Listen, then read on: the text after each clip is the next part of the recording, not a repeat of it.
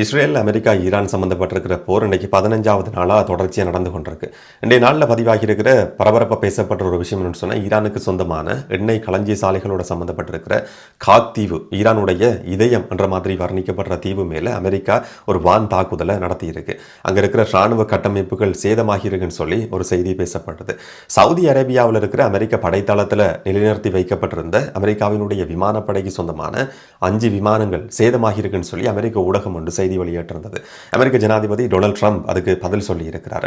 இன்றைய நாளில் அதிகம் பேசப்பட்ட ஒரு விஷயம் என்று சொன்னால், ஈரானுடைய அதிவிய தலைவர் மொஜ்தபா அலி கமேனி உயிரோடு இருக்கிறாரா, பொது வழியில் ஏன் இன்னும் தோன்றாமல் இருக்கிறார் என்றது ஒரு தியரியா சோசியல் மீடியாவில் அதிகம் பேசப்பட்டு வருது. இன்னொரு பக்கம் இஸ்ரேல் பிரதமர் பெஞ்சமின் நெட்டன்யாகு உண்மையில் உயிரோடையே இல்லை, அவரை மாதிரி இருக்கிற ஒரு நபர் தான் பயன்படுத்தப்பட்டு கொண்டிருக்கிறார். சில சந்தர்ப்பங்களில் ஏஐ தொழில்நுட்பத்தை பயன்படுத்தி கொண்டு இஸ்ரேலினுடைய பாதுகாப்பு தரப்பு பெஞ்சமின் நெட்டன்யாகு மாதிரியான ஒரு வீடியோ வெளியிட்டு வருது. 5 விரல்கள் இருக்கிறதுக்கு பதிலாக அவர் உரையாற்ற சந்தர்ப்பத்தில் அவருடைய வீடியோவில் வலது கையில் எப்படி திடீர்னு சொல்லி 6வது விரல் முளைச்சது, ஏஐ தொழில்நுட்பத்தை இஸ்ரேல் பயன்படுத்துது என்ற மாதிரியும் ஒரு கோட்பாடு, ஒரு தியரி அதிகம் இன்றைய நாள்லையும் பேசுபொருளாக இருக்கு. சைனாவுக்கு அமெரிக்க ஜனாதிபதி டொனால்ட் ட்ரம்ப் இந்த போர் சம்பந்தமாக ஒரு அறிவிப்பை வெளியிட்டிருக்கிறார். நீங்களும் தயாராக இருங்க, நீங்களும் இந்த போரில் கலந்து கொள்ளுங்கன்ற மாதிரி சைனா உட்பட சில நாடுகளுக்கு அமெரிக்க ஜனாதிபதி டொனால்ட் ட்ரம்ப் அழைப்பு விடுத்திருக்கிறார். இன்னைக்கு காலையிலிருந்து என்னெல்லாம் நடந்திருக்குன்றதை இந்த வீடியோவில் விளக்கமாக பார்த்துடலாம். இலங்கையிலிருந்து ஆரம்பிக்கிறதா இருந்தால், ஈரானுடைய வெளியுறவு அமைச்சருக்கும் இலங்கையினுடைய வெளியுறவு அமைச்சருக்கும் இடையில் 2 பேரும் ஃபோனில் கதைச்சிருக்கிறாங்க. இந்த போர் சம்பந்தமான சில விஷயங்கள் பற்றி ஈரானுடைய வெளியுறவு அமைச்சர் இலங்கை வெளியுறவு அமைச்சர் விஜித ஹீரத்துக்கு தெளிவுபடுத்தி இருக்கிறார். இந்த சடலங்கள் கையாளப்பட்ட விவகாரம், இல்லாட்டி போர் கப்பல்கள் இருந்த ஈரானுடைய கடற்படை உறுப்பினர்கள் மீட்கப்பட்டது சம்பந்தமா இலங்கைக்கு ஈரானுடைய வெளியுறவு அமைச்சர் திரும்பவும் நன்றி சொல்லியிருக்கிறார். இந்தியாவில் ஒரு ஊடகம் நடத்தின நிகழ்வுல நாமல் ராஜபக்ச கலந்து கொண்டிருந்த சந்தர்ப்பத்தில் இந்து சமுத்திரத்தில் அமெரிக்கா எப்படி இந்த மாதிரியான ஒரு தாக்குதலை நடத்த முடியும், இலங்கைக்கு அமெரிக்கா நேரடியான அழுத்தம் எடுக்கிற மாதிரியான செயற்பாடுகள் ஈடுபட்டிருந்ததுன்னு சொல்லி செய்திகள் வெளிவந்திருந்தது. இந்த மாதிரி இலங்கைக்கு வெளித்தரப்பு அழுத்தம் எடுக்க முடியாது என்ற மாதிரி நாமல் ராஜபக்ச அந்த கூட்டத்தில் உரையாற்ற சந்தர்ப்பத்தில் சொல்லியிருக்கிறார். அதே கூட்டத்தில் கலந்து கொண்டிருந்த ஈரானுடைய இந்தியாவுக்கான தூதுவர் சொல்லியிருக்கிறார், ஹோமோஸ் நீரிணையை வேற நாடுகள், அமெரிக்காவோட சம்பந்தப்பட்ட நாடுகள் மட்டும்தான் பயன்படுத்த முடியாது, இந்தியாவோட சம்பந்தப்பட்டிருக்கிற கப்பல்கள் ஹோமோஸ் நீரிணையை பயன்படுத்த முடியும், அதுல எந்த விதமான பிரச்சனையும் கிடையாது, இந்தியாவுக்கு அதுக்கான அனுமதியை ஈரான் கொடுத்திருக்குன்னு சொல்லி இந்தியாவுக்கான ஈரான் தூதுவர் திரும்ப ஒரு உறுதிமொழியை, வாக்குறுதியை கொடுத்திருந்த செய்தியும் இன்றைக்கு வெளிவந்திருந்தது.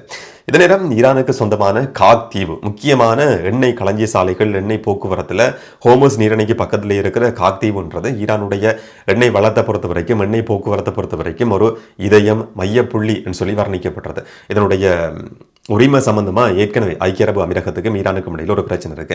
அமெரிக்கா இந்த தீவை முற்றுமுழுதாக கைப்பற்றுமா என்ற மாதிரியும் ஒரு சில செய்திகள் கடந்த சில நாட்கள்லையும் பேசுபொருளாக மாறி இருந்தது. அமெரிக்கா அந்த தீவை கைப்பற்றும் இருந்தால் ஹோமோஸ் நீரிணையில் கப்பல் போக்குவரத்துக்கு இந்த விதமான பிரச்சனையும் இருக்காது. அமெரிக்காவுக்கு அந்த மாதிரியான ஒரு எதிர்பார்ப்பு சில நேரங்கள் இருக்க முடியும். ஈரானுக்குள்ள முற்றுமுழுதான அமெரிக்க படைப்பிரிவை பயன்படுத்தி கொண்டு ஒரு தரை தாக்குதல் நடத்துறதுக்கு அமெரிக்கா தயாரா இல்லாட்டியும் கூட இந்த குட்டி தீவை கட்டுப்பாட்டுக்குள்ள வச்சிருக்கிறதுக்கு அமெரிக்கா சில நேரங்களில் முயற்சி எடுக்க என்ற மாதிரி ஒரு சில அரசியல் விமர்சகர்கள் சொல்லியிருந்ததையும் நாங்கள் செய்திகளில் பார்த்திருந்தோம். அந்த மாதிரியான ஒரு பின்வலத்தில் நேற்று அமெரிக்க ஜனாதிபதி டொனால்ட் ட்ரம்ப் கேட்கப்பட்டிருந்தது, காக் தீவு மேல ஒரு ராணுவ நடவடிக்கை முன்னெடுக்கப்படுமா சொல்லி. உடனே அவர் கோபம் அடைகிறார். இது முட்டாள்தனமான கேள்வி, இதை பற்றி இப்ப கதைக்க கூடாது, கதைக்கிறதுக்கு வேற சில விஷயங்கள் இருக்கின்ற மாதிரி அமெரிக்க ஜனாதிபதி நேற்றைய நாளில் அமெரிக்க ஊடகம் கேட்ட கேள்விக்கு கோபம் அடைஞ்சிருந்தார். ஆனா இன்றைக்கு வெளிவந்திருக்கிற செய்தி என்னன்னு சொன்னா, ஈரானுக்கு சொந்தமான மிக முக்கியமான எண்ணெய் போக்குவரத்துல மையப்புள்ளியா கருதப்படுற ஈரானுடைய 90% எரிபொருள் இருக்கிறது இந்த தீவுல தான் சொல்லப்படுது. ஈரான்ல இருந்து பெற்றுக்கொள்ளப்படுற எரிபொருள் எண்ணெய் எல்லாமே குழாய்கள் மூலமா, பைப்லைன் மூலமா இந்த தீவுக்கு கொண்டு போகப்படுறது. அங்கிருந்து கப்பல்களில் ஏற்றப்பட்டு வெளிநாடுகளுக்கு ஏற்றுமதி செய்யப்படுது. இதுதான் ஈரானுடைய வணிகத்தில், பொருளாதாரத்தில் முதுகெலும்பா கருதப்படுற ஒரு முக்கியமான குட்டி தீவு. இந்த தீவு மேல அமெரிக்கா ஒரு வான் தாக்குதலை நடத்தி இருக்கு.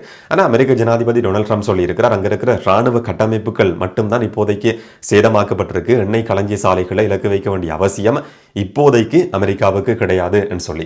ஆனா அமெரிக்காவினுடைய அடுத்த இலக்கா இருக்க போறது அங்க இருக்கிற எண்ணெய் களஞ்சிய சாலைகள் சொல்லியும் அமெரிக்க ஜனாதிபதி டொனால்ட் ட்ரம்ப் ஒரு எச்சரிக்கையை விடுத்திருக்கிறாரு. ஹோமோஸ் நீரிணை தொடர்ச்சியா மூடப்பட்டிருக்குமா இருந்தா இது திறக்கப்படாட்டி அடுத்தது அங்க இருக்கிற ஈரானுடைய வணிகத்துல நேரடியான தாக்கம் செலுத்துற எரிபொருள் களஞ்சிய சாலைகள் மேல இலக்கு வைக்கப்படும், தாக்குதல் நடத்தப்படும் என்றது அமெரிக்க ஜனாதிபதி டொனால்ட் ட்ரம்பினுடைய ஒரு எச்சரிக்கை. இப்போ ஹோமோஸ் நீரிணை மூடப்பட்டிருக்கிறதால பல நாடுகள் பாதிக்கப்பட்டிருக்கு. இப்படி பாதிக்கப்பட்டிருக்கிற நாடுகளுக்கு அமெரிக்க ஜனாதிபதி டொனால்ட் ட்ரம்ப் அழைப்பு விடுத்திருக்கிறார். இதுல சைனா சைனாவும் இருக்கின்றது கொஞ்சம் வியப்பான ஒரு தகவல் தான். ஈரானுடைய நெருக்கமான நட்பு நாடு. சைனாவும் வந்து ஈரான் ஹோம்ஸ் நீரிணையை மூடி இருக்கிறதால ஏதோ ஒரு விதத்தில் பாதிக்கப்பட்டு கொண்டிருக்கு. South Korea, Japan, China, UK, France இந்த மாதிரியான நாடுகளும் இதனால பாதிக்கப்பட்டிருக்கு. மற்ற வளைகுடா நாடுகள்னு சொல்லி பார்க்குற நேரத்தில் சவுதி அரேபியாவிலையும் கட்டார்லையும் குவைத்லையும் சில சம்பவங்கள் இன்றைக்கும் பதிவாகி இருக்கு. கட்டார்ல இதுவரைக்கும் இந்த போர்ல நடக்காத ஒரு சம்பவம் என்னன்னு சொன்னா, பொதுமக்கள் இருப்பிடங்களை விட்டு வெளியேறக்கூடாது, பாதுகாப்பாக உள்ளே இருங்கன்னு சொல்லி இதுவரைக்கும் எச்சரிக்கைகள் விடுக்கப்பட்டிருந்தது. ட்ரோன் தாக்குதல் முறியடிக்கப்பட்டதுக்கு பிறகு அந்த எச்சரிக்கைகள் மீள பெற்றுக்கொள்ளப்பட்டிருந்தது. இன்றைக்கு முதல் தடவையா ஒரு சில இடங்கள்ல இருந்து பொதுமக்கள் பாதுகாப்பான இடங்களுக்கு மாற்றப்பட்டிருக்கிறாங்க. இந்த போர் எப்படி விரிவடைஞ்சிருக்கின்றதுக்கான ஒரு உதாரணமா, ஒரு சம்பவமாக தான் இதை வந்து பார்க்க வேண்டியிருக்கு. சவுதி அரேபியாவில் அமெரிக்காவினுடைய படைத்தளத்தில் நிலைநிறுத்தி வைக்கப்பட்டிருந்த அமெரிக்க படைப்பிரிவுக்கு சொந்தமான 5 போர் விமானங்கள் சேதமாகி இருக்குன்னு சொல்லி அமெரிக்காவினுடைய ஒரு ஊடகம் வால் ஸ்ட்ரீட் ஜேர்னல்ல வந்து ஒரு செய்தி வெளிவந்திருந்தது.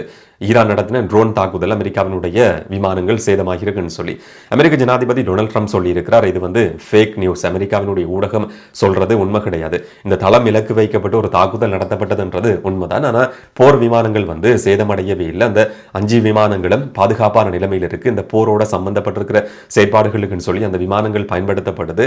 இது ஃபேக் நியூஸ் சொல்லி அமெரிக்க ஜனாதிபதி டொனால்ட் ட்ரம்ப் இன்னைக்கு அந்த செய்திக்கு மறுப்பு தெரிவிச்சிருந்ததையும் பார்க்க முடிஞ்சது. இந்த போரை வந்து அடுத்த கட்டத்துக்கு கொண்டு போறதுக்கு அமெரிக்கா தயாராகி கொண்டிருக்குன்றதை உறுதிப்படுத்துற மாதிரியான ஒரு சம்பவம் நடந்திருக்குன்னு சொல்லி ஒரு சில ஊடகங்கள் குறிப்பிடுது. மேலதிகமா வளைகுடா நாடுகளில் இல்லாட்டி இந்த பிராந்தியத்துக்கு வந்து 2500க்கும் அதிகமான அமெரிக்க படைப்பிரிவை பயன்படுத்துறதுக்கு அமெரிக்கா வந்து தீர்மானிச்சிருக்கு. USS ட்ரிபோலி சொல்லப்படுற இன்னும் ஒரு போர் கப்பலையும் இந்த பிராந்தியத்துக்கு அமெரிக்கா அனுப்பி வைக்க இருக்குன்னு சொல்லியும் ஒரு தீர்மானம் எடுக்கப்பட்டிருக்காங்க. இதை வச்சு பார்க்குற நேரத்தில் வந்து ஏற்கனவே வளைகுடா நாடுகளில் இந்த பிராந்தியத்தில் வந்து அமெரிக்காவினுடைய கடற்படைக்கு சொந்தமான பெரிய மிக பிரம்மாண்டமான 3 போர்க்கப்பல்கள் நிலைநிறுத்தி வைக்கப்பட்டிருக்கு. USS ட்ரிபோலின்னு சொல்லப்படுற போர்க்கப்பலையும் அந்த இடத்துக்கு அனுப்புறதுக்கு அமெரிக்கா தீர்மானிச்சிருக்கின்றது. இந்த போர் நீண்ட காலம் தொடரப்போகுது, நீண்ட காலத்துக்கு அமெரிக்கா இந்த போரை நடத்துறதுக்கு தீர்மானிச்சிருக்கின்றது தான் அது வெளிப்படுத்துதுன்னு சொல்லி ஒரு சில ஊடகங்கள் அந்த செய்தியை வந்து இது நீண்ட காலத்துக்கான போருக்கான தயார்படுத்தல் என்ற மாதிரி பார்க்கறதையும் நாங்கள் இன்னைக்கு செய்திகளில் கேள்விப்படக்கூடிய மாதிரி இருந்தது. இஸ்ரேல் பிரதமர் பெஞ்சமின் நெட்டன்யாகு நேற்றைய நாளில் வந்து ஒரு வீடியோ வெளியிட்டிருந்தார். அந்த வீடியோவில் அவர் நீண்ட நேரம் கதைச்சு கொண்டு போறார். அப்படி கதைச்சு கொண்டு போற நேரத்தில் ஒரு இடத்துல இப்படி உரையாற்றும் போது கை அசைக்கிற சந்தர்ப்பத்தில் வந்து 5 விரல்கள் இல்லாம 6 விரல்கள் இஸ்ரேல் பிரதமர் பெஞ்சமின் நெட்டன்யாகுவுக்கு இருக்கு. அப்படி திடீர்னு சொல்லி 6வது விரல் முளைச்சது. இது வந்து ஒரு AI தொழில்நுட்பம் மூலமா உருவாக்கப்பட்டிருக்கிற வீடியோ. உண்மையில் இஸ்ரேல் பிரதமர் பெஞ்சமின் நெட்டன்யாகு உயிரோடவே இல்லை. சில நாட்களுக்கு முதல்லையே அவர் கொலை செய்யப்பட்டிருக்கிறார். அவர் மாதிரி இருக்கிற இன்னும் ஒரு நபர் தான் ஒரு சில கூட்டங்களில் கலந்து கொள்றார், பொது வழியில் வந்து பொதுமக்களுக்கு காட்டப்படுறார். உண்மையில் இஸ்ரேல் பிரதமர் பெஞ்சமின் நெட்டன்யாகு உயிரோட இல்லை என்ற மாதிரி ஒரு தியரி, ஒரு கன்ஸ்பிரசி தியரி வந்து ஒரு கோட்பாடு வந்து நேற்றைய நாளில் இருந்து சமூக ஊடகங்களில் அதிகம் பேசுபொருளாக மாறி இருந்தது.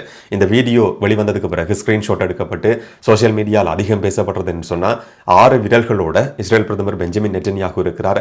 அவருடைய மரணத்தை மறைக்கிறதுக்காக AI தொழில்நுட்பத்தை வந்து இஸ்ரேல் பயன்படுத்துதுன்னு சொல்லி சோசியல் மீடியா பதிவுகள் வந்திருந்தது. ஒரு சில ஊடகங்கள் கூட அதை செய்தியாக வெளியிட்டிருந்ததையும் பார்க்க முடிஞ்சுது.